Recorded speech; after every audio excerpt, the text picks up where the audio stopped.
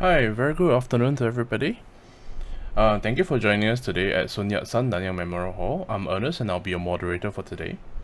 Before we begin today's lecture, The Wonderful History of Home Economics, Changing Ideals of the Modern Singapore Women and Their Education in the 1970s and 80s, first let me give you a brief overview of the talk today. So today, we'll be exploring the fascinating ways that femininity was expressed and constructed in Singapore in the 1970s and 80s. As female roles in Singapore mirrored the advances and opportunities for women globally, Daniela Monasterios-Tan and Jane Burt will share wonderful images from home economic textbooks, fashion magazines, and archived images to give insights into how modern femininity was negotiated and constructed through fashion and education. So today we have with us a collective known as a Stubborn Bloom. So it's an interdisciplinary collective started by the artist Jane Burt and fashion practitioner Daniela Monasterios-Tan in 2019. So sharing an interest in the exploration of feminine tropes, the duo begin a new perspective through a synthesis of film, fashion, and material culture. So without further ado, let me welcome both of them and thank you, and pass the time on to Daniela. Thank you so much, Ernest. Good afternoon, everyone, and thank you for tuning in to on this Saturday afternoon to our lecture. And we would like to thank the Sun Yat-sen Nanyang Memorial Hall for having us today. So my name is Daniela, and here is what we will be looking at today. We're going to have a short introduction to A Stubborn Bloom and what we do, and then we'll kind of go a bit chronologically about pre-independence and how home economics and education and fashion studies came about in Singapore. And then we'll look into post-independence until the 70s, some key periods like 1977 when there was a policy change, and then we'll end with the 1980s.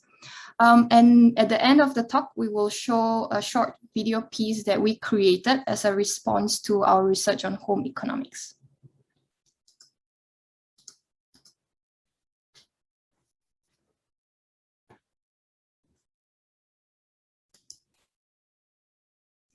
So hi everyone. Yeah, I am an artist. My work deals with feminism and I create large-scale installations that explore fiction and women's inner lives.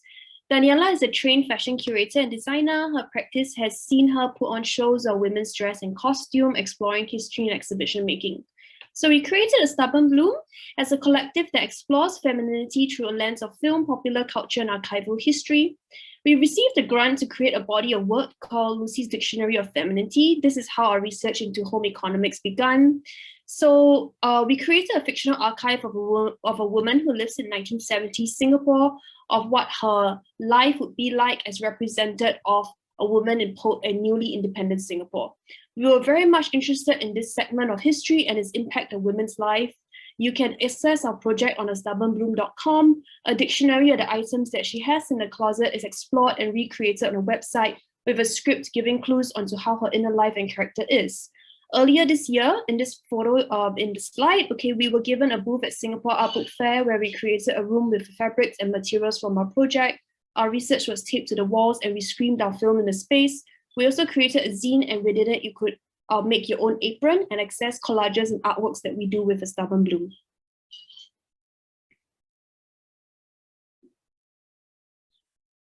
Sorry. So we'll begin with the birth of home economics, which is also known as domestic science. And the study of home economics has always centered around providing education for women and improving their lives and those around them. Of course, what this education looked like and what was considered suitable as a subject for women was highly dependent on the social ideals of the time and their mobility. So since it was part of a formal education system, it was also initially more available to middle and upper class women who could afford education. The formal and literary origins of home economics can be traced back to the United States, with Catherine Esther Beecher's 1841 book called A Treatise on Domestic Economy for the Use of Young Ladies at Home and at School. And here we see some images from those books. And we can see that apart from the scientific aspects of the human body and ideas around healthy food, discipline, and cleanliness. It was about inculcating good habits. We can link this back to the newly imported manners that many American immigrants from Europe brought back with them to New England at that time. And it was highly influenced by Christian values that they brought back from England or Ireland as well.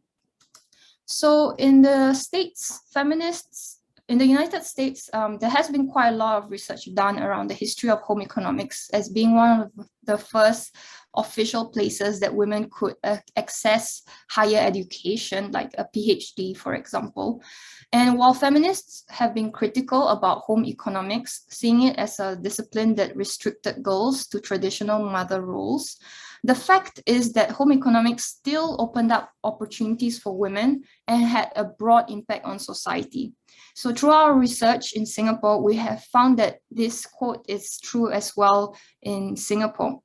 So as a fashion researcher, for me, what I find fascinating is also the link between women's education and the rise of fashion studies in Singapore, because home economics would have been one of the first ways that young women would have been exposed to fashioning themselves by making clothes and thinking of their appearance as well.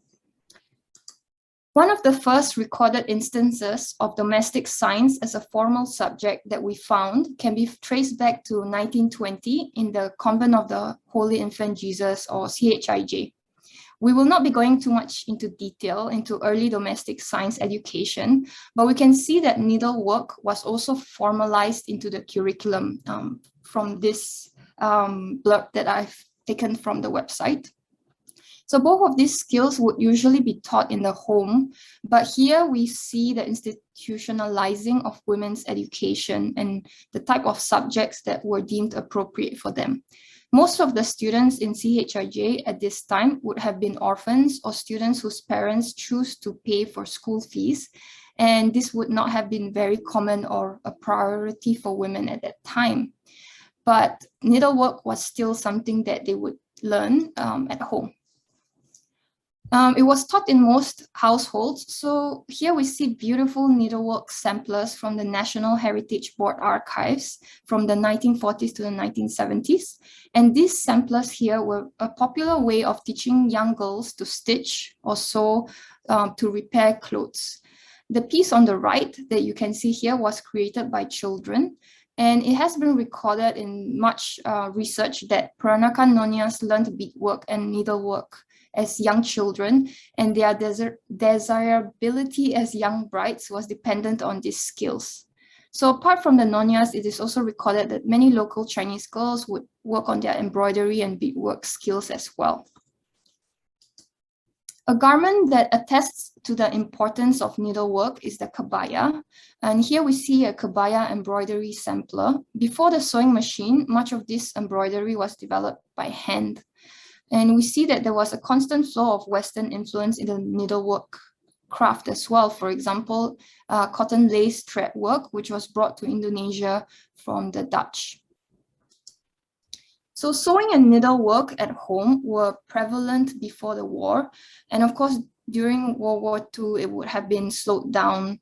But in the 1950s, as the world began to rebuild itself after the war, there was a global resurgence in domesticity and the desire to see women back in the homes.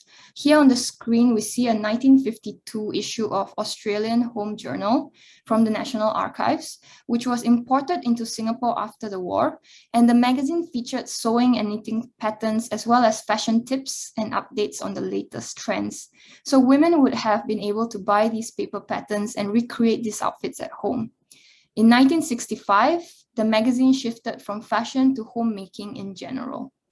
We see that sewing and needlework at home was part of a cultural heritage. It was also a creative and self-fashioning pursuit for young girls and women. So with new technology, like the availability of home sewing machines, we see the rise of the professionalizing of sewing. As fashion historian Nadia Wang notes, by the 1930s, we could purchase machine-made lace by the roll at local haberdasheries, which not only allowed women to make an income from their work, but also resulted in a new innovation in the silhouette of the Kobaya shape. So while many professional seamstresses might have begun self-taught, we see a variety of objects in the National Archives that show how they would have been professionally trained as well. Here, we see a photograph of women in front of a specialized school to help them acquire tailoring and sewing skills. And these skills were very much needed in this era when many women went to seamstresses to have their clothes custom made. To possess such skills meant that women could work from home and earn an income as well. So again, we see how tailoring, sewing, and needlework provided women with an opportunity to care for themselves and their families. On the right, we see a certificate from the Capital Embroidery and Dressmaking School awarded to Madam Lim Hui Luan, which was gifted to the National Archives. And she worked at the Capital Embroidery and Dressmaking School in the 1950s. This was how Madam Lim not only earned an income, but with her skills, she made her own wedding dress and clothing for her children. On the left, we see some samplers of embroidery and sewing that her daughter then donated to the National Archives on her behalf. In the 1960s, made-to-measure clothing was very common, and while Tiong Bahru and all the way to Orchard Road were the hot spots for tailoring shops, there were many home-based dressmakers in the new HDB estates and landed private estates all over Singapore. So while many women were able to sew and do needlework by this time, as soon as they were able to earn an income and had a bit of disposable money, they would choose to outsource their sewing to professional seamstresses and tailors. We also came across a fascinating oral history archive with the late Miss Tan Sok Kern, who was a teacher who then became the principal of Singapore Chinese Girls' School from 1952 until 1978. And here, Miss Tan speaks about the sewing and cooking lessons learned in Singapore Chinese Girls' School after the war in the 40s and 50s. And while she was not trained in sewing, she mentions how it was just a skill she was expected to pick up as a young girl. And here in this anecdote, she talks about how she cut open her own short sleeve shirt and deconstructed it to create a paper pattern that she taught the young students to sew themselves as well. And she taught the girls how to make swimsuits, cheongsams, and blouses. This really shows how ingenious and creative education was done before there was a set syllabus, which was only developed after the Ministry of Education was set up in 1955. And we continue to see Miss Tan talking about what Singapore Chinese Girls' School was like in the late 60s and 70s. So in the 1950s, before the ministry set up a set syllabus, the home economics syllabus was largely made up by whoever was teaching it. And after 1955-59, the set syllabus for home economics was developed by teachers who were trained on scholarships which they received to study in England or Australia. The sewing and cooking lessons featured very Western recipes like butter cakes and biscuits. Another object that we found in the National Library Archives was this book. And here, as what Ms. Tan mentioned in her interview in the previous slide, many young women who were given scholarships to study domestic science or home economics went to England and Australia.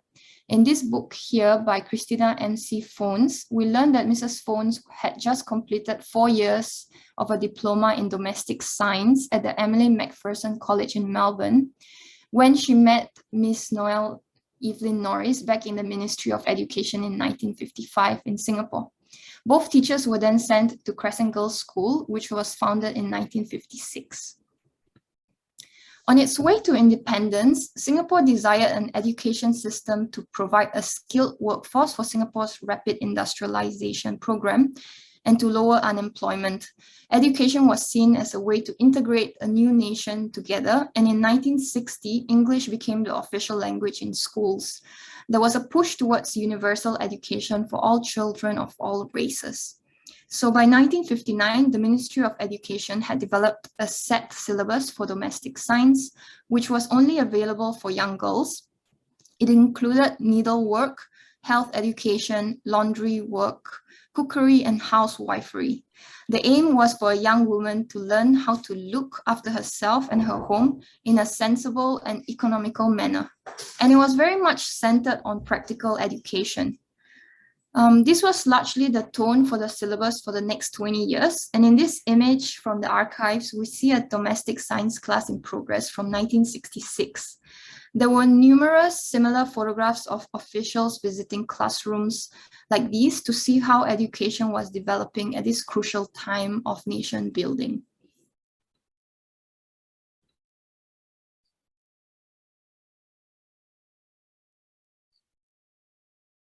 So in 1968, the home economics curriculum was made compulsory for only female students.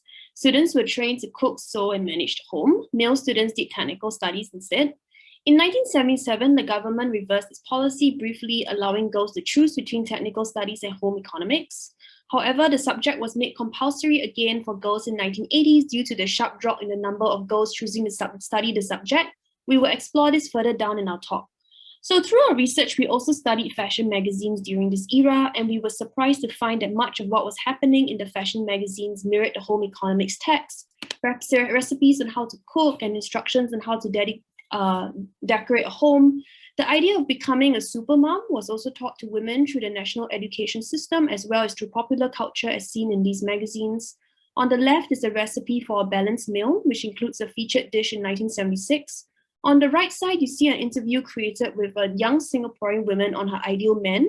She speaks of her ideal man as someone who is very much older than her, someone who is mature and understanding, who will be able to advise her about her career. She feels that these qualities are only found in older men, though she goes on to chide that she might actually indeed end up with a younger man. It's interesting to read these interviews of women of the past because we find the same dilemmas today in 2021, and to think that so much time has passed, the questions and debates around women and marriage are still ringing true today. Next slide.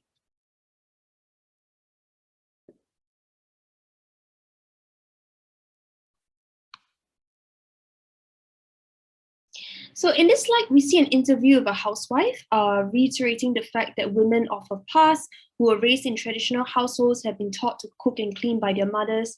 The rise of working women in the 70s meant that this transfer of homemaking skills was interrupted. In 1977, girls could either choose home economics or technical studies. Elite schools replaced it with art. In this image, we see an interview with Mrs. Amy Jensen, who speaks of her decision to give up teaching to become a housewife. Even though they could afford two helpers to run the home and her husband was an executive of a bank, she says status had nothing to do with why she resigned from a position. She left because she was in the way of her family. She felt that it was her duty to stay at home and concentrate on building a happy family. It is interesting to note in her interview that she says this line, "I think it is not true to say a working wife belittles her husband's status." It is key to note that women's mentality towards independent work had changed very much during this era. Even though women had independence, the idea of being tied to a husband and allowing the husband to still take charge was very much prevalent in gender dynamics.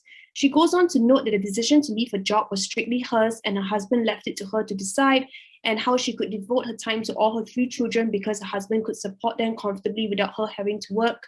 I feel that these concerns, again, are still wrapped around working moms in Singapore in 2021. How do you juggle having a career and raising kids? How do you care for a home, present it in a beautiful way? A lot of the times, this responsibility is shouldered by women who care for the aesthetics of the home and is illustrated and presented through the magazines that women read. On the right side, you have an image of how to create doilies, which are supplements to put on table during parties. And I think it's also interesting to note with the rise of vloggers and influencers recently who are championing aesthetic lifestyles, when actually a lot of these trends come from or even rooted within national curriculums, the roots of how to maintain a happy home came originally from home economics. Okay, next slide. So here we have an interesting image of girls during their home economics class in 1971. The images of how the girls were dressed were instrumental to us in creating our body of work. Their hairstyles were very much mirrored to what the hairstyles were for women to wear in the textbooks during this era. Dani will show an image of the textbooks later on in the talk. And it's fascinating to see how women were taught to be groomed through a national curriculum and how this subconsciously affects how we sit, speak, and behave. Up to now, I feel that a lot of how I used to dress as a child, the uniforms I wore still influence my fashion choices today. When I was growing up, I was only allowed to wear a black or navy blue hairband to school and small gold stud earrings. This was part of my uniform, and it's interesting to take note that myself, still as an adult, have internalized quite a semi-formal conservative form of dressing, and I was curious to see what behaviors and rules have influenced me over the years. So seeing these images of young girls and how they dress made me realize that there is an internal construct of learned behavior from the environment, and I guess it's precisely through our work with the stubborn bloom that we seek to uncover the social norms dictating how femininity is subscribed. So as you can see here, the hairbands, the pinafore, the white collar blouse, these were all aspects that were followed closely in the video that we created. Next slide, please.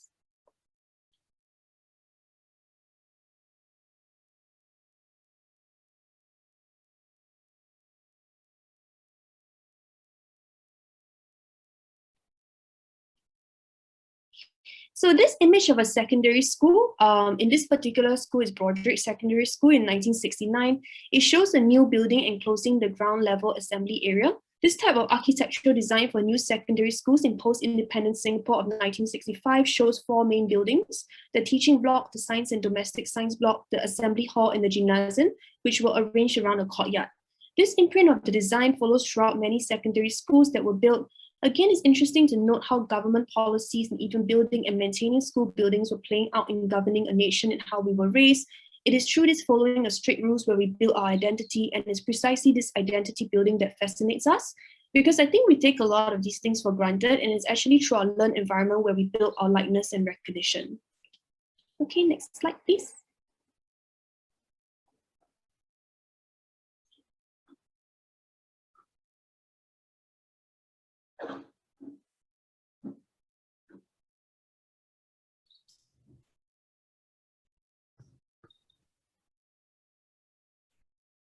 Can you see the slide?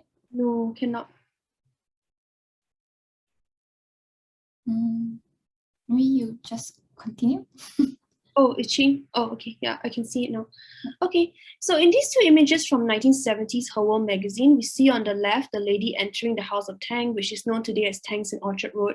She tries on jewelry, she shops for clothing. The tagline reads, "She has come to the center of it all, Orchard Road, enjoying with greater satisfaction at the House of Tang." The House of Tang would be the place where more modern women would shop at. She's elegant, she dresses well, her tastes are informed by the trends of the 70s. Advertisements in magazines of his time would reflect this as well. It's interesting to take note how long Tangs have been around and is so much part of Singapore's identity on culture. On the right-hand side is an article written by Violet Woon on the social do's and don'ts of Singapore. She breaks down what social etiquette means, being a hybrid of Oriental deference and European mode of conduct, common sense, and good manners. She goes on to state that it takes into consideration not only convention and custom, but appearances, behavior, and good taste, applying not only to the good hostesses, but also to the good guests. She interviews 2 hostesses, in particular, Mrs. Diana Yu and Ruth Quack, on their take of how to be part of a successful party. It is a very fascinating article as they give breakdowns of how women have to perform at these parties and society events. One of the key lines is where Mrs. Yu says, "The impression of being interested in people and their interests is the essence of etiquette. Etiquette means politeness, good manners, showing concern for other people, making sure you do not offend them, and being humble. It means thinking of others first." I think this article, though printed in the 1970s, really can show us how much we can learn from Mrs. Yu. Okay, thank you. Next slide, please.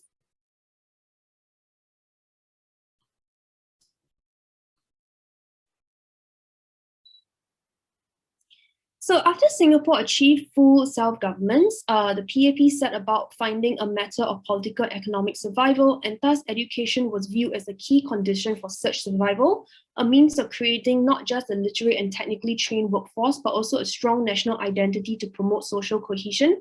A key focus became on the provision on free primary education, regardless of any kind of family background that they were from. Girls were to be offered the same access to education as boys.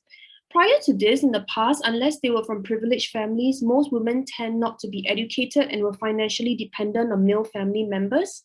A woman's role was firmly situated in the home, and thus literacy rates in 1957 were very low. Out of about 1,000 men, about 2/3 were literate, while out of 1,000 women, just 1/3 of women were literate.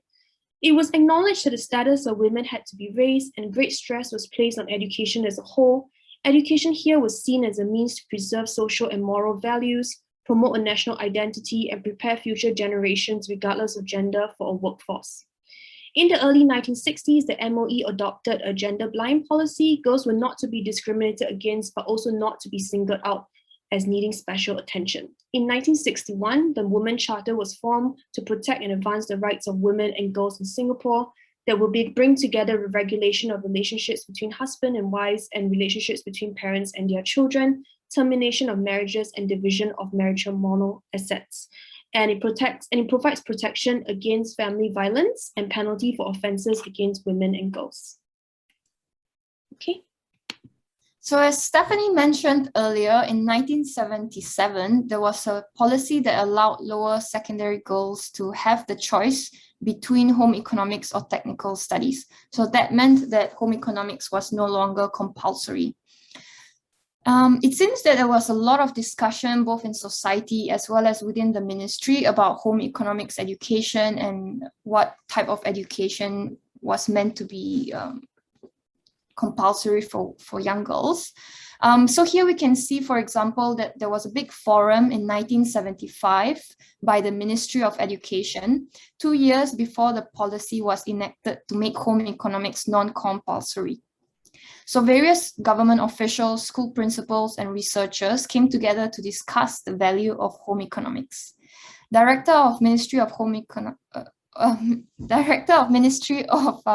Education at that time, Mr. Chan Kai-yu, in his foreword to the conference proceedings, states that home economics is essential in any school curriculum for girls, and that the forum was organized to enlighten parents on the merits of this subject. So on the right, we see images from this forum showing participants as well as speakers in this forum. And there's a lot of really interesting speeches that were made that day. One of the speakers, the admirable Dr. Nala Tan, speaks about the functional aspects of home economics and the necessity for planning the household chores harmoniously. So she speaks of both the aesthetic comfort and the pleasure that beauty can give us, and how home economics can teach us about having pride in one's home and an appreciation of excellence. What we found in the textbooks from this period shows exactly this. Apart from cookery and sewing lessons, young girls would have learned aesthetic concepts such as flower arrangement and interior design principles. The textbooks often came with mini assignments to put the learning to the test. For example, in one chapter, students are asked to plan a party for their grandmother and to think of the budgeting, the menu, and the order of doing the tasks. When we came across these textbooks, we were very delighted with the material, as these skills are now services that we pay a lot of money to outsource in Singapore. For example, luxury fashion brands and stores still pay for fresh floral arrangements, and visual merchandising, which is the art of interior arranging of products, is really an important component in the fashion and retail industry today. The artistry and skills like these are valuable in theory as well as in practice around our homes and surroundings. And I see that strongly because I myself am a fashion educator. So to me, all these are definitely valuable skills. In terms of sewing, the textbooks show that young girls would have learned some silhouettes and details that were fashionable at that time, such as the oversized collar shirts that we see here, styled with bell bottoms, as well as how to mend or fix up an outfit for themselves or younger members of the family. Some of the pattern drafting in these books is quite complex to many of us today who might not have studied fashion. So for me, myself, when I learned home economics in the early 2000s, the syllabus was simplified greatly. I didn't learn to pattern draft or sew like this at all. And in fact, I had to study a diploma and then a bachelor's in fashion design to even get to this level of pattern drafting and sewing. Another great example of the materials that home economics taught at the time is in here in the section of laundry work and wardrobe maintenance. There would be instructions on how to remove different stains, care for specific fibers like wool and silk, And currently in the wider fashion conversation, we are going through a fashion crisis with fast fashion and the ideas of unsustainability. And there has been a resurgence around ideas around mending and garment care, which these textbooks from the 1970s show were something that everyone would have learned at that time. So in the 1975 forum, home economics was sometimes referred to as a Cinderella subject, and along with other non-academic subjects such as sports, music, and art. One of the speakers, principal of Swiss Cottage, Mr. Mossbergen, made a speech about the value of home economics while still reiterating the prevalent view of the time that all young girls, no matter what their future careers, quote, will be expected to strike a balance between their home and family on the one hand and their careers on the other, unquote. So other speakers, such as Mrs. Anne Wee, the head of social work at the University of Singapore, spoke about the necessity for women's roles to change, not just for herself, but for a more equal family unit. She proposed the term family with a working mother instead of working mother. Mrs. Wee points out that the terms like working mother and working wife puts too much emphasis on isolating these responsibilities in the home to the women. So perhaps because of Singapore's desire for a stronger labor force in the 70s, in which women were required, there were two contradictory messages in the forum and society at large. The speakers acknowledged the utilitarian and aesthetic value of home economics and the desire to see the whole family contribute to the home, but also so that the woman could contribute to the job economy. Underlying all of these is the ideology that unless you are economically active in the job market, your work is not valuable.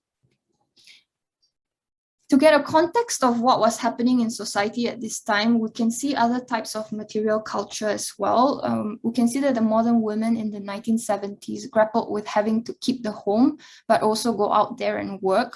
The call was made by various speakers in the forum to begin to share the responsibility between the household members, but it took another 20 years for home economics to really be available for boys as well as girls in schools.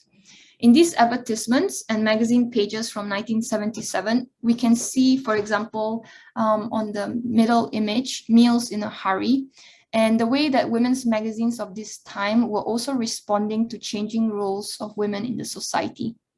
Women now had lesser time to cook if they had to work as well. And Singer, which was mostly known for sewing machines, we can see here an advertisement in the left, they started to pivot to other home products such as fridges as well. And if you go to the National Museum today in the permanent exhibition about HDB living, we see these two images on the far right, and the increasing home ownership in the 60s and 70s we can see in this specific installation that the HDB kitchens in the 1970s had all these different appliances and consumer products which were aimed at working women and housewives, and the new ways they could spend the double incomes that they were now contributing to. So before we go on to the changes that happened in the 1980s, I think this gem of a film that was recently restored by the Asian Film Archive tells us a lot about the different contradictions and questions that plagued home economics and, by association, housework and housewives. In this film, entitled Labor of Love, The Housewife, by independent filmmaker Rajendra Gore, we see a time capsule of Singapore's rapid industrialization and changing landscape on one hand, and on another, the interior of a HDB flat where a housewife resides, taking care of her two children. It looks at the misconception of the non-economic value of the housewife whose contribution to society is undervalued. In the film, we see how busy the housewife's day is looking after her two children and the home. And towards the end of the film, 3 people come into her home to do a census. And because she is a housewife, they tick the box of not working in the survey. Once they leave, the housewife asks herself, am I really not working? And the film ends with this anecdote, with this quote that a woman as the homemaker, she shapes the future generation and her work must be appreciated.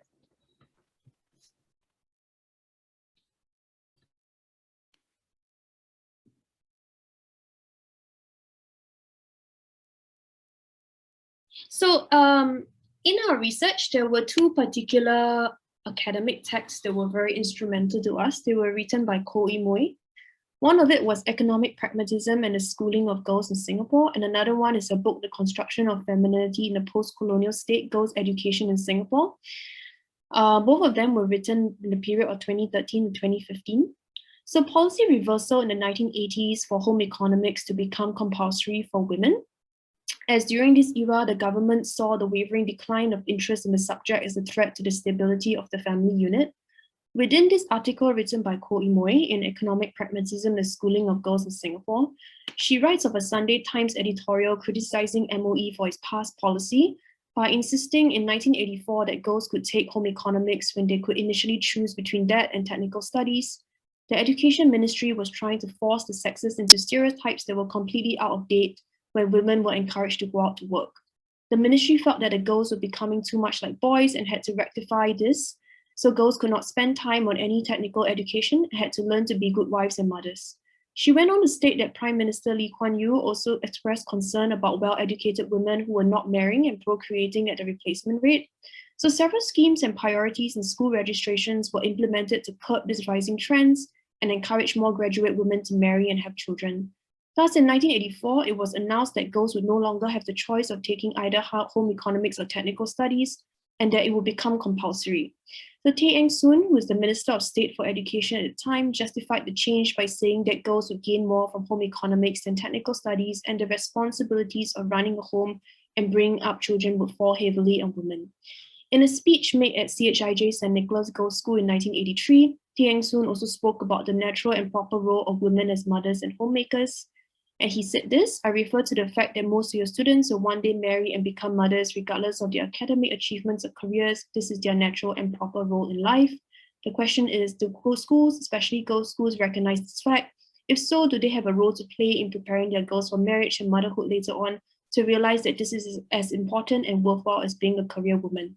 Through our research as well as the work that Esteban Bloom does, a lot of it has to do with analyzing structural changes in policy making that subscribes to femininity, or how femininity is being constructed. All of these discourses that I just mentioned might seem quite archaic now, but it really is through analyzing these terms that we get to understand our own identities as women in Singapore. Next slide. There's this very interesting magazine article on a man's point of view of the sexual revolution that was happening in the 1970s. So this was found in Her World magazine. And it is interesting to take note that the second wave of feminism was happening in the US during this time. The invention of the miniskirt was born in the 1960s. The swinging 60s and hippie 70s were a stark contrast to the 1950s post-war suburbia that the Western countries were raised on. These trends from the West soon found themselves on our shores. Here, this magazine talks about things that males fear from the women's liberation movement as the new sexual deal. The new concepts of sex brought forward by the feminist movement amounts to a great society change. And he goes on to state that the importance of sex is the important link between men and women, but also the thing that gives meaning to relationships. For thousands of years, the traditional setup has remained unchanged, and during this decade, the new interpretation of sex has created a crisis, forcing men and women to reorient themselves. This was written by a man in a women's magazine, and I found it fascinating to see women of the 80s taking charge of their own identity even amidst the policy changes. Singapore was truly becoming a modern society in this decade, and it was opening itself up to the world. Next slide.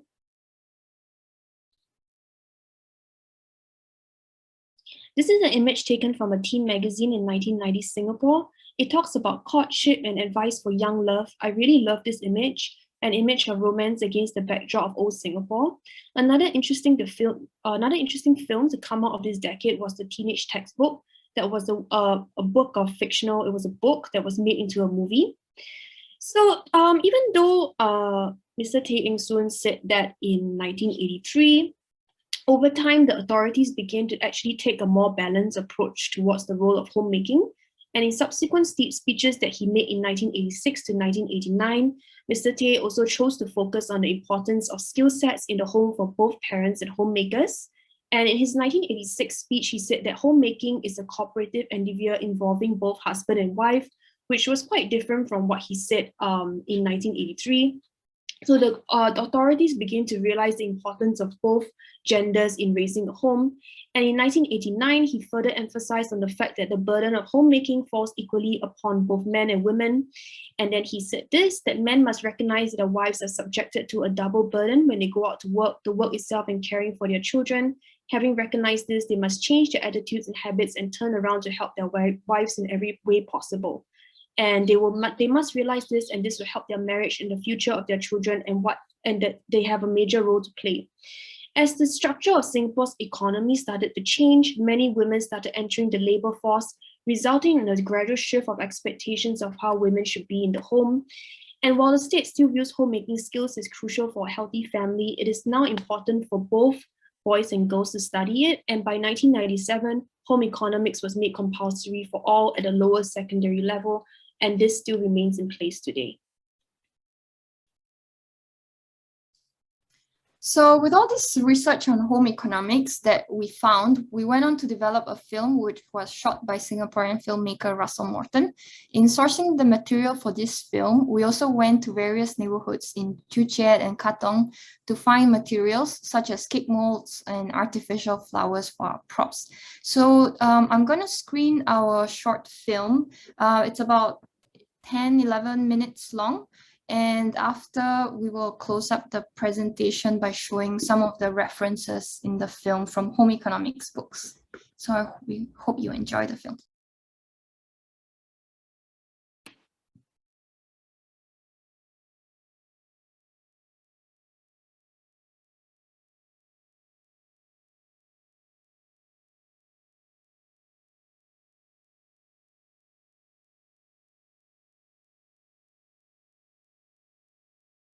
Dani, I think you need to unmute yourself.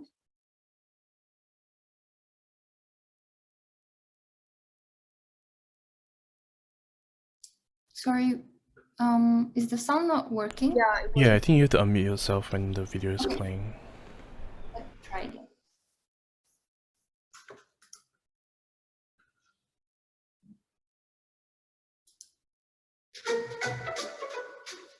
Welcome to Home Economics with a Stubborn Blue.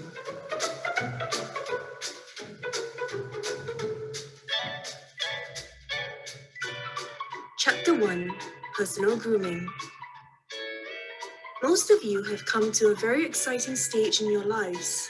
You are growing up. How do you know you have arrived at this stage? You are beginning to take an interest in your looks. You care enough to spend more time in front of a mirror. You want to look beautiful more than anything else and will spend time experimenting with makeup.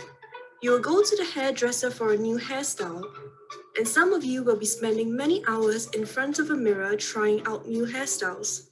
You should pay attention to your health and grooming now, so that you will grow up into a beautiful woman.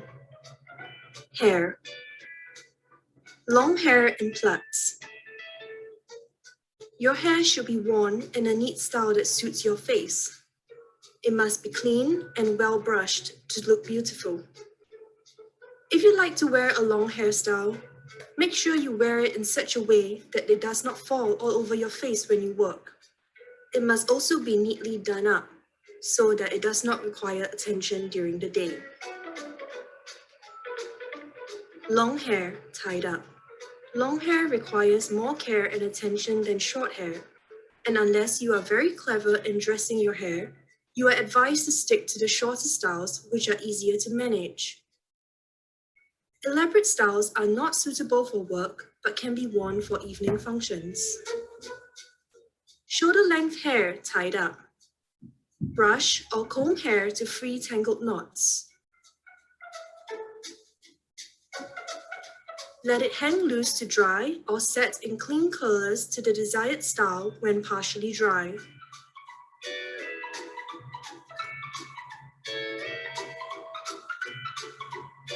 Short hair brushed back.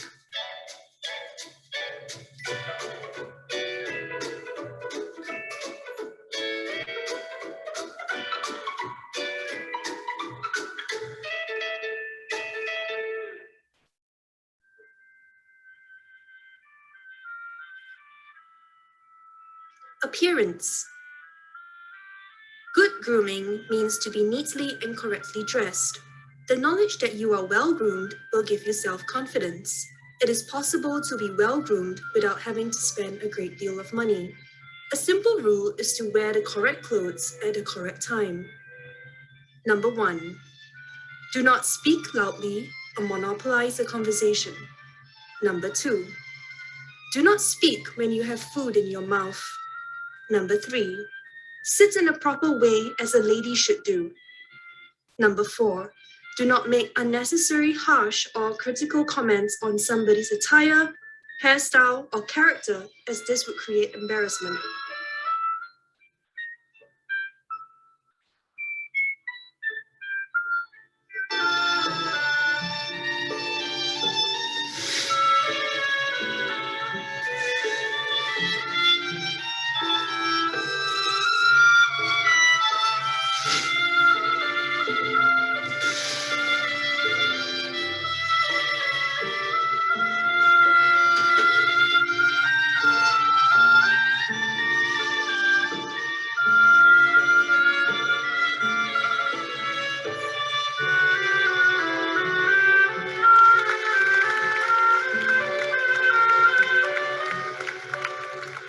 Clothes. Clothes must be chosen to suit the occasion, your build, coloring, character, and personality. In this country, cottons and cotton mixtures are most suitable as they are light to wear and easy to maintain. It is always wise to buy a good quality material as they wash and wear better. It is better to have a few simple dresses that are smart and well cut than to have a large wardrobe of badly cut and ill-fitting dresses of cheap material. Never wear a dress that needs repair or has a fastener missing. Pins or hanging buttons indicate a careless or sloppy person. Tapes, loops, and ribbons are not only used as fastenings, but also for decorations on needlework bags, aprons, equipment holders, needle cases, pin cushions, and on children's clothes. White ribbons may be attached to dresses and used as tie strings.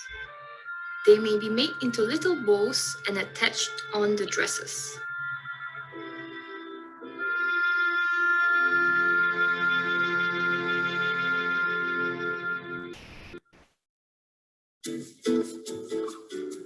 Chapter 2. Housekeeping and Cookery.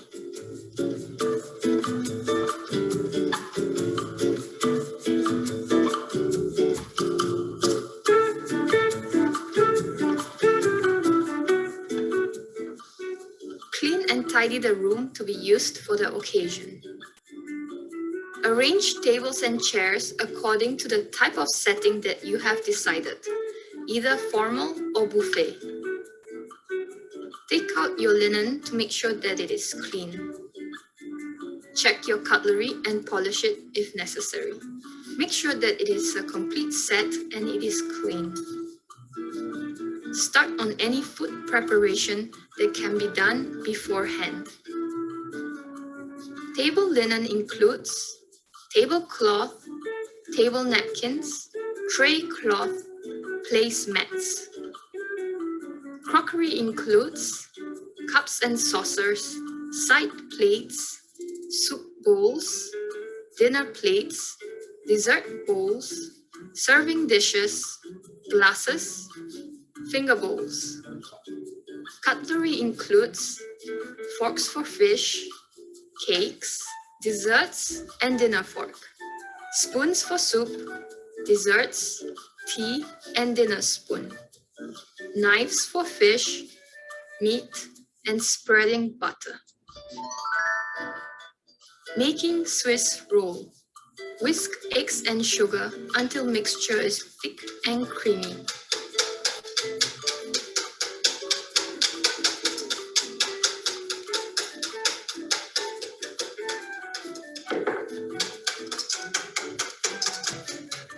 Fold in flour lightly.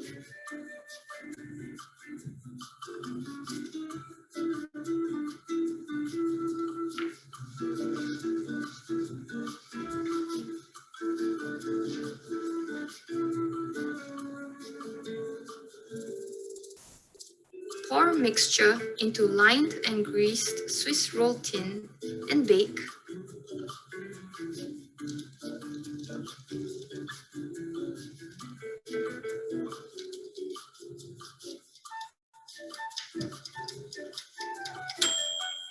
Spread jam on cake and roll.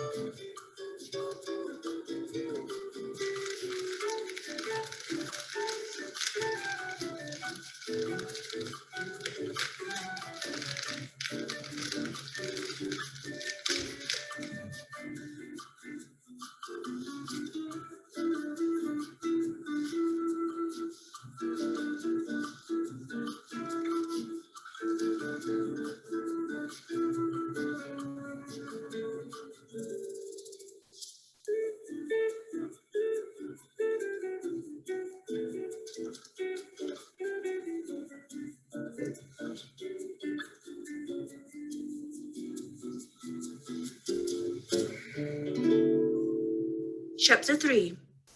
Entertaining and Hostessing.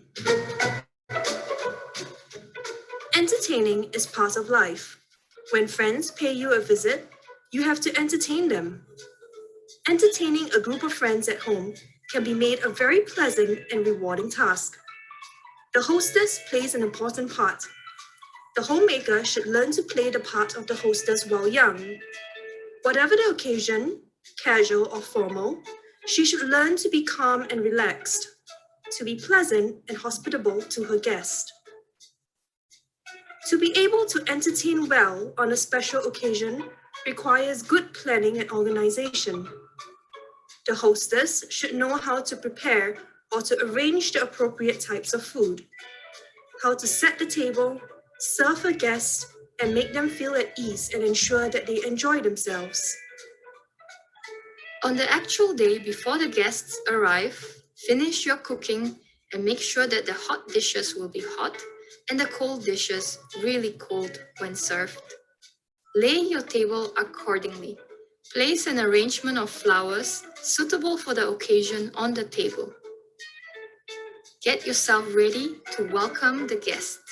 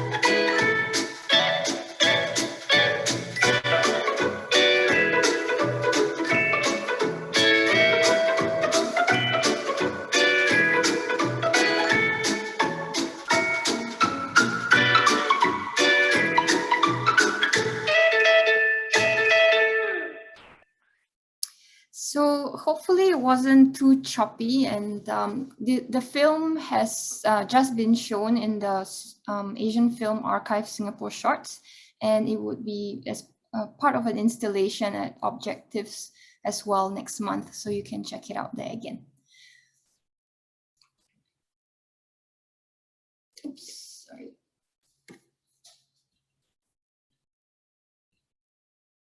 Okay, so as you can see, all the scenes were specifically picked to show different aspects of the home economics syllabus that we found in the textbooks from the 1970s.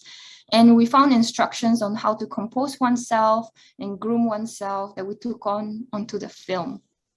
So for example, here we have how do you sit properly, how do you groom yourself depending on your hair length, and how do you behave. So not embarrassing others, not criticizing others.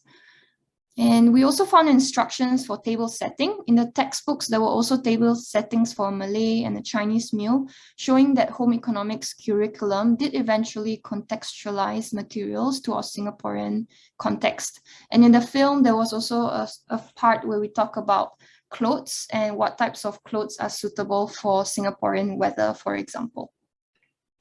We tried to reimagine these instructions, and our film is a little ode to this subject that has gone through so many changes to reflect the changing roles of women's lives in Singapore. So some of the key takeaways are about education for women, the value of non-academic subjects, relevance of home economics for all, not just for women. And it all has a lot to do with contemporary interest in the younger generation as well, and in social media that we can see on the importance on home science, interiors, and social well-being. And in the Q&A, we hope that to answer some of your questions, but also it'll be really nice to hear about your own experience with home economics, because as we can see, there were so many changes that depending on what year you were enrolled in school, you would have had a different experience. Yes, and thank you again for your time on this Saturday afternoon, and we really hope you enjoyed what we've shown today. Thank you so much, Danielle and Stephanie, for such a rich and insightful sharing on the history of home economics. Now we'll be commencing our Q&A session. So just feel free to type down your questions within the chat, and then we will raise the questions to the guest speakers. Yeah.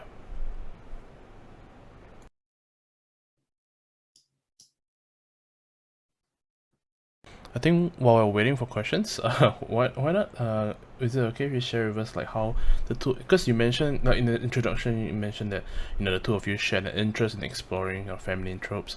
So how did you first meet the two of you, and how did you decide to come together and start this collective as the Start Bloom? Yeah, actually, we met a really long time ago, and we kept in touch through we were Facebook friends. But when we both returned from our studies, we kind of we admired each other's work a lot. I admire Stephanie's sculptures and like compositions. You should check out some of her sculptural work. And also by chance, we both were lecturing at LaSalle College of the Arts in the fashion department at the same time. So I guess a lot of the conversations also started from there, right, Steph? Yeah, we actually met when we were really young. Well, I think we met when we were 18, and then we just remained Facebook friends for a very long time. And then after that, we reconnected. And I think by then, I think we just finished school. We just finished our masters, and then I really we had a lot of interests that were in common. So we decided to come together to build a collective. I see. But how did you come upon the idea of home economics and the history of home economics?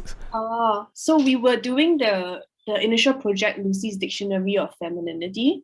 So we created a fictional archive, and so part of when we were researching for femininity in newly independent Singapore, one of the subjects that we found very interesting was home economics. So I think it was just like, I think one thing led to another, and then we found this, we went to the library, we did our research. It was a very organic process. Yeah, I guess it, I mean, looking on hindsight now, it makes a lot of sense why we're looking at home economics, because it has to do with education. We're both educators. It has to do with the origins of fashion studies, and we're both interested in fashion as a way to create one's identity, as we can see also in the exhibition Modern Women. And yeah, and we both also have gone through home economics curriculum, and for some reason when we were doing our research on women's lives in the 1970s, we came across these textbooks as well, and it was just like a rabbit hole from there, because the textbooks had so much richness in it to learn from. Oh, well, thank you. It sounds like it's a natural progression from what you guys believed in, and then just like you mentioned, an organic transition into this topic. Oh, we do have questions coming. Okay, let me see. From Yenny. So her question is, when design and technology (D&T), often seen as the opposite to how economics, was introduced into Singapore's local curriculum in the mid 1980s, do you see it sort of as like a step forward for women's education or women's rights in Singapore? Or do you see it as like the antithesis to home economics, or is it something else? So, so design and technology was always pitted as the opposite, as the antithesis of home economics. So when the government made it non-compulsory for girls to take it in 1977, many of them actually felt this was a step forward because it meant that the young girls could pick more quote-unquote useful subjects that could lead them to engineering or do these types of jobs. But so when it became compulsory again in the 1980s, that's why there was a lot of like what's the word, like a lot of conversation around it, because they felt it was almost like going backwards. Yeah. So I think the big step forward, as Steph kind of alluded to, was that in 1998, finally, home economics became something that was given to both boys and girls. And for example, by the time we learned it in the 2000s, home economics looked very different, and it was really about useful skills like cooking and a little bit of sewing, but not necessarily homemaking. Yeah, we didn't have like floral arrangement in the 2000s. So in the past they had floral arrangement. So that was like quite interesting on how to beautify your home. So I think definitely things were changed in the syllabus as well to cater to both boys and girls. Thank you. Yeah, I do remember it being very different because going through the education system, and it was really like Danielle mentioned, it's a lot of skill based rather than what we saw in the video. Like even the language that is being used is very, if you're clever, you could do your hair in such a way, and not to speak out all that kind of thing. So it really shifted from what it was in the earlier years. Oh, we have a question from Alphonse. Okay, so he's curious as to how curriculum planning from home economics has taken place and evolved, given that the discipline does not seem to have underwent the same sort of evolution as in the States. In Cornell, for example, they cited home economics as a sort of disciplinary precursor to what is now women's studies and even human ecology. In Singapore's context, did the pedagogic imagination of home economics come from a para-academic position, or was it more rooted in an actual academic inquiry? Yeah. So, very long question. Yeah. Actually, I love this question because I'm a fashion researcher myself. So, you're right. Like it was actually in the States that home economics or domestic science was actually the first PhD given to women. And it was actually because they didn't allow her to study physics. So home economics was like adjacent but suitable for women. And as you said, in the 1970s, actually, a lot of home economics or domestic science splintered off into different disciplines. So here you speak about women's studies and human ecology, but also fashion studies itself as a discipline splintered off from home economics in America in the 1970s. But in terms of curriculum planning, as we saw in the 1950s, most of the teachers who went to England and to Australia, where we can kind of maybe see it as more of a social decorum. It was more about the social aspect of it, like mannerisms and propriety, whereas the American syllabus of home economics was very much leaning towards science and interdisciplinarity. For example, in the 1930s, during the Depression, home economists were asked to help the government to plan out meals and to really help to make the most out of the little resources they had to feed the nation. So the role of home economics was quite different in America than in perhaps in Europe, in England and Australia when it came to Singapore. Okay, oh yeah, so there's a second part of the question. So he also mentioned that he's deeply curious about the class angle of how home economics is constituted within a standardized curriculum in schools. So do you see it sort of like reproducing a sort of verified image of modernity or like even class mobility as opposed to being able to make do with what you have? And because like similarly, what were the linguistic adaptations in ways that, for example, moral education was integrated into mother tongue studies? Wow, moral education into mother tongue studies. Oh, I remember those books. I remember those. Is it Housekeeping? It means Yeah, like it's Housekeeping. Yeah, I remember those books.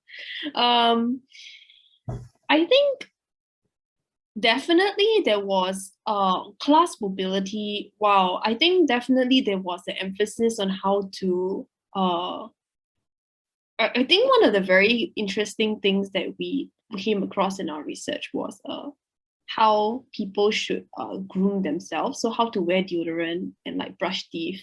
And I think that given the fact that this was 1965 to 1970 and that people before this were quite didn't have access to education, like women who only privileged families could go to school. So I think the structure of the home economics framework was actually to teach people on on basic hygiene and basic sanitation. And I think this kind of, if you want to call it class mobility, maybe yes, I think it would be the case, because only privileged women of the past could actually afford education. Actually, not to say like unprivileged people don't know how to groom themselves, but this was one of the basic tenets that I found in the book as well. And how to dress, like what shape. So one of the things that in the video archives we found as well was like they would say like which shape is most flattering for your body type, do not wear stripes and things like that. So I think part of this, like, obviously with fashion and style, these things usually come with class, sadly. But I think definitely it was part to push Singapore into its modern globalized front.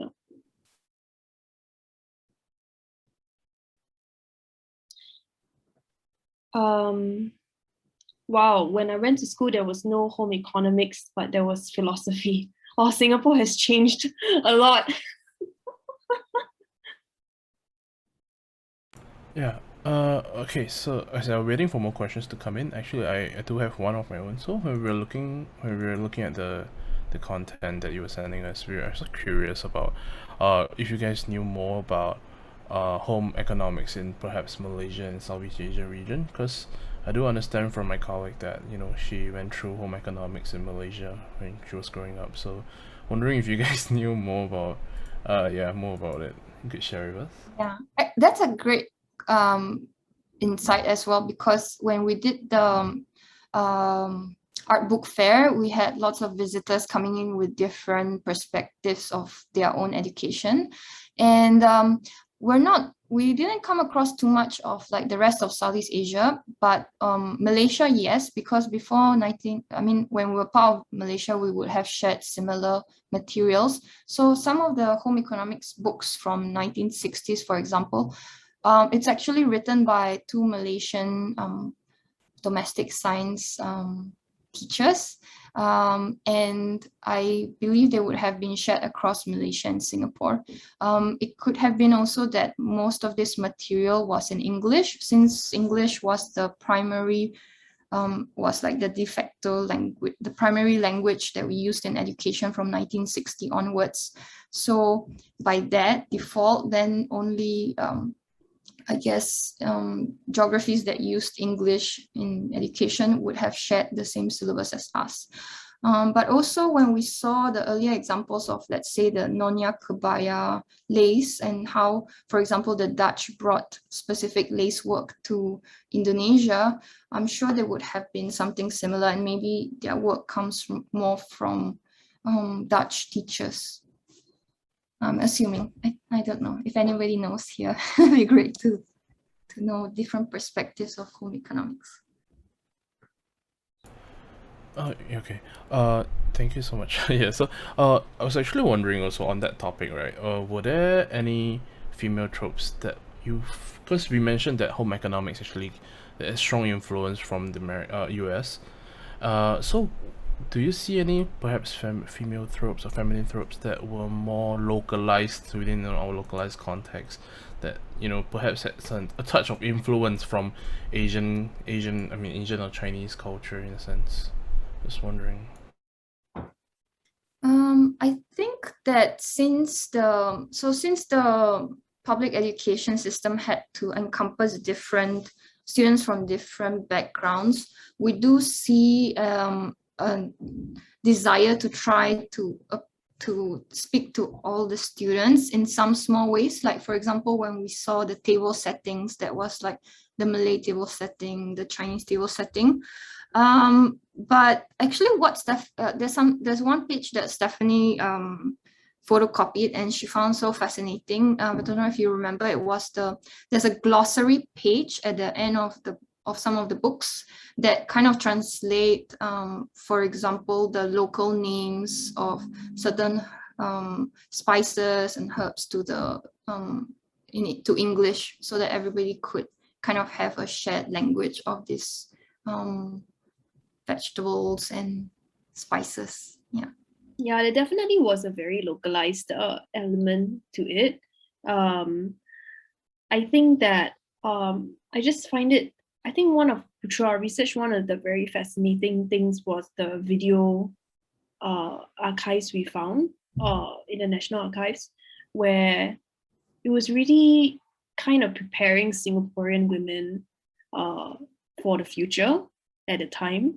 And yeah, I think that's why I think we wanted to focus very much on a very localized context. And actually all the things that you hear in the video that we created were the text from the textbooks of the time as well.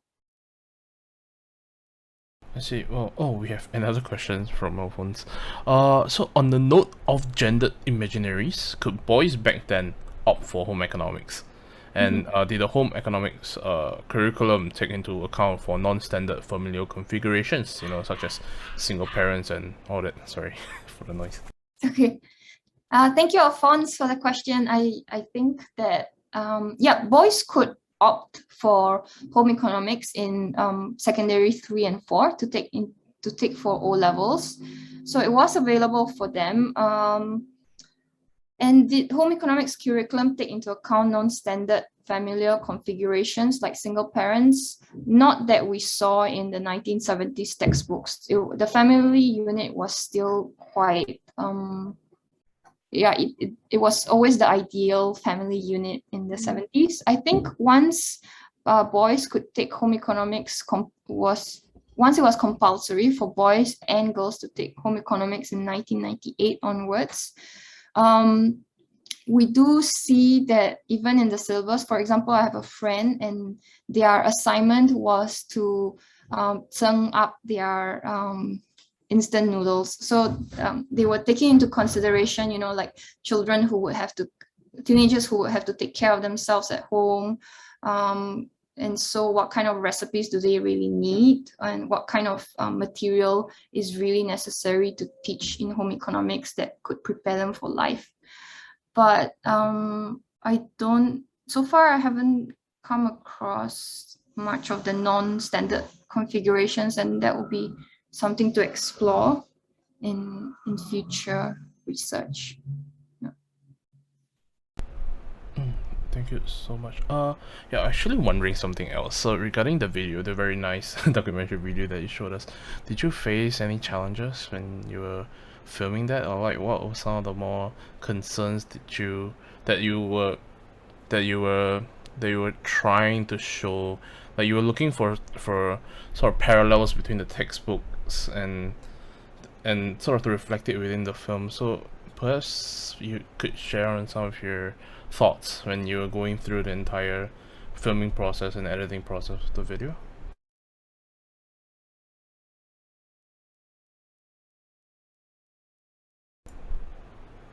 Um, It was we actually did the research for 1 year before we did this project. And we all the things that how we designed the set and the things when we went like sourcing around all those old bakery shops and flower shops and stuff, like we did our research. It was quite a lot of work. But yeah, but I think that we had to, I think it was also our first time Stubborn Bloom was working on a film shoot. So that was like, we had to like do the, like logistic stuff, like what time are we gonna do this, da, da, da, da, da. I think there was a lot of things that we had to learn from there. And yeah, and like trying to, I think just learning how to be on the set, I think. Yeah. It was fun. Like we wanted to shoot a lot more scenes than we shot at the end, but it's actually perfect because once we divided everything, it has like the classic 3-part narrative structure, and it covers things from the self to the others, so hostessing and like taking care of others. Yeah, there were happy accidents there. That's fantastic to hear. We have a question from Che Wei Qin. They were wondering if you could share more about the home economics syllabus today, as an academic subject. Yeah, perhaps. Yeah. Yeah, so one of the big telling things that show us how different things are today is that now it's called food and nutrition. And I guess some of the material would be splintered off into different subjects. I really I don't think that they, like, for example, by the time I learned it, I didn't learn any pattern drafting or garment making. And if you want to learn things like that, you have to take it as an elective for your O-levels, just like how you take art, for example. So it hasn't, starting from the 90s, the focus was a lot on outsourcing. So you know how we started outsourcing for example, domestic work, we started outsourcing everything. So one of the other things that happened in home economics syllabus in the 90s was that it was about teaching young people how to be good consumers, how to make their money last. And so not so much about doing things on their own anymore. So the food and nutrition syllabus now, it's really about health and, putting together meals that are healthy and teaching them basic meal skills.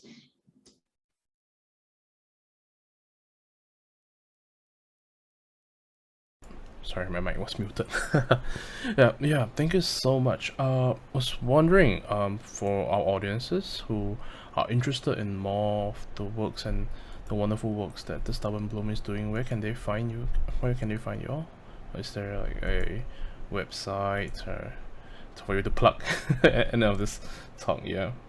Yeah, we have a website, stubbornbloom.com, where you can view Lucy's Dictionary of Femininity. We are also on Instagram at @stubbornbloom. We also have a show coming up at Objectives very soon, which is in where is it at? It's near NAFA, the building outside NAFA. Danielle has Yeah. added the URL and the Instagram tag. Okay, thank you so much, both Danielle and Stephanie. Thank you everybody for your participation today. I'll be putting up a QR code really soon so that you can provide your feedback for the session today, so you can let us know what we can improve on. And yeah, so once again, thank you Danielle and Stephanie for the enlightening talk. Thank you for everybody for joining us today. Have a good weekend ahead. Thank you. Thank you. Much, everybody. Thank you for the everyone. questions and having us. Bye-bye. For having us.